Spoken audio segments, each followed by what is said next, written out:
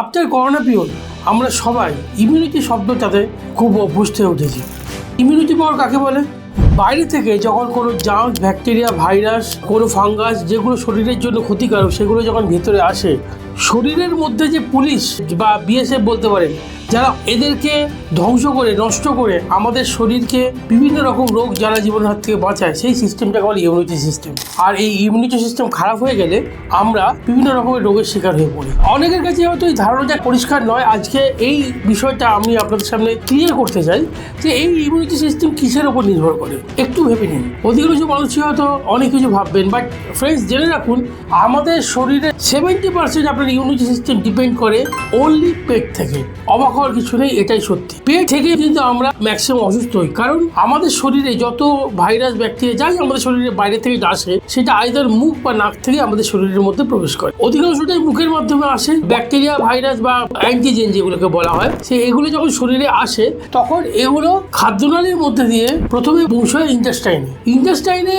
এই ব্যাড ব্যাকটেরিয়াগুলো রক্তের সাথে মেশে। বাট ফ্রেন্ডস, এদেরকে আটকায় কারা? ফ্রেন্ডস, আমাদের যে লার্জ ইন্টেস্টাইন, সেই লার্জ ইন্টেস্টাইনের দেয়ালে অনেক ব্লাড ভেসেলস থাকে। ব্যাড ব্যাকটেরিয়া আমাদের খাদ্যনালীতে প্রবেশ করে, যখন ইন্টেস্টাইনের দেয়ালে রক্তের সাথে মিশতে যায়, তো সেখানেই কিন্তু ট্রিলিয়ন গুড ব্যাকটেরিয়াগুলো প্রাচীর হয়ে দাঁড়ায়, ব্যাড ব্যাকটেরিয়ার সাথে লড়াই করে এবং তাদেরকে নষ্ট করে দেয়। তার ফলে আমরা সুস্থ থাকি। বাট ফ্রেন্ডস, আমরা নিজেরাই আমাদের পেটের সবচেয়ে ভালো বন্ধু শত্রু হয়ে উঠেছি। কারণ ফার্স্ট হচ্ছে জাঙ্ক ফুড, স্পাইসি ফুড, বিভিন্ন কোল্ড ড্রিঙ্কস, মদ ইত্যাদি বিভিন্ন রকম, যেগুলো কিন্তু আমাদের শরীরের জন্য একদমই উপকারী নয়। ফ্রেন্ডস, আমরা ভাবি যে আমরা হয়তো সহ্য করে নিলাম, কিন্তু আমাদের পেটের মধ্যে যখন এগুলো পৌঁছয়, তো সেখানে গিয়ে এগুলো কিন্তু গুড ব্যাকটেরিয়াকে ক্ষতি করে। এছাড়া আমাদের যে ভুলভাল আমরা যে বিভিন্ন খাবার খাই, তার ফলে আমাদের বডিতে অ্যাসিডিক লেভেল বেড়ে যায়। এই অ্যাসিডের লেভেল বেড়ে যাওয়ার কারণে গুড ব্যাকটেরিয়া মারা যায়। এছাড়াও যারা বিভিন্ন ওষুধ খান অথবা বিভিন্ন অ্যান্টিবায়োটিক গ্রহণ করেন, তাদের প্রত্যেকের ক্ষেত্রেই কিন্তু গুড ব্যাকটেরিয়াগুলো দিনের পর দিন কিন্তু মারা যেতে থাকে।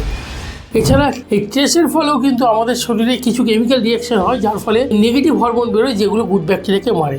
সবচেয়ে বড় কারণ হচ্ছে ফাইবার জাতীয় খাবারের অভাব। ফাইবার কাকে বলে? ফ্রেন্ডস, ফাইবার হচ্ছে সেই কার্বোহাইড্রেট যেটা আমরা খাই, আমরা হজম করতে পারি না। তো প্রশ্ন হচ্ছে, আমরা হজম করতে পারি না, তাহলে খেয়ে কি লাভ?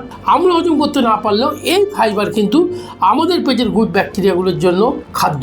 ফ্রেন্ডস, আগেকার দিনে আমাদের খাদ্য তালিকাতে শুক্তো, ঘন্ট, ছেঁচড়া, শাক এগুলো কিন্তু আমাদের প্রচুর প্রাচুর্য ছিল। বাট বর্তমানে আমরা কী খাই? হয়তো ডাল ভাত, আলু সেদ্ধ, ডিম ভাত সেদ্ধ বা মাছ ভাজা বা হয়তো একটু মাংস, যেগুলো আমরা খুব তাড়াতাড়ি হজম করে ফেলি। এবং যেহেতু দিনের পর দিন আমরা ফাইবার জাতীয় খাবার খাচ্ছি না, সেহেতু কিন্তু আমাদের শরীরে এই গুড ব্যাকটেরিয়া কলোনি কিন্তু নষ্ট হচ্ছে, এবং এই কলোনি নষ্ট হওয়ার ফলে আমাদের শরীরের ইমিউনিটি সিস্টেম নষ্ট হচ্ছে। ফ্রেন্ডস, যার পেট যত ভালো, সে তত বেশি স্ট্রং, তত বেশি সে শক্তিশালী হয়ে উঠতে পারে। ফ্রেন্ডস, এটা মনে রাখবেন যে আগেকার দিনে মানুষ খুব ভালো খাবার খেত, ফল খেত, টাটকা শাকসবজি খেত। তার ফলে রোগ জলে ভিজুক, ওয়েদার চেঞ্জ হোক, যে কোনো সিচুয়েশনে কিন্তু সহজে কোনো অসুস্থ হতো না।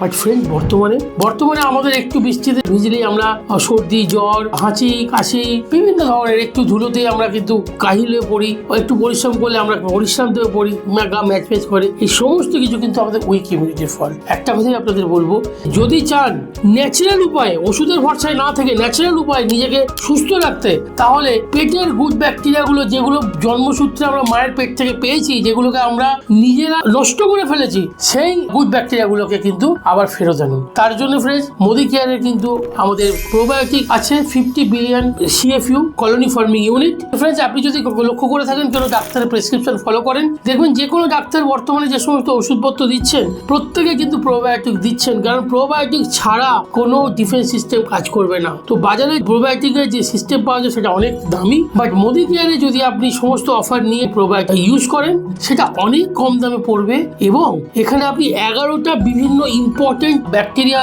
একসাথে পাচ্ছেন, এবং তার সাথে প্রিবায়োটিক মানে হচ্ছে এই গুড ব্যাকটেরিয়ার খাবার, এটাও কিন্তু ক্যাপসুলের মধ্যে আছে, যেটা একসাথে খেলে আপনার শরীরে আবার গুড ব্যাকটেরিয়াগুলো ফেরত আসবে।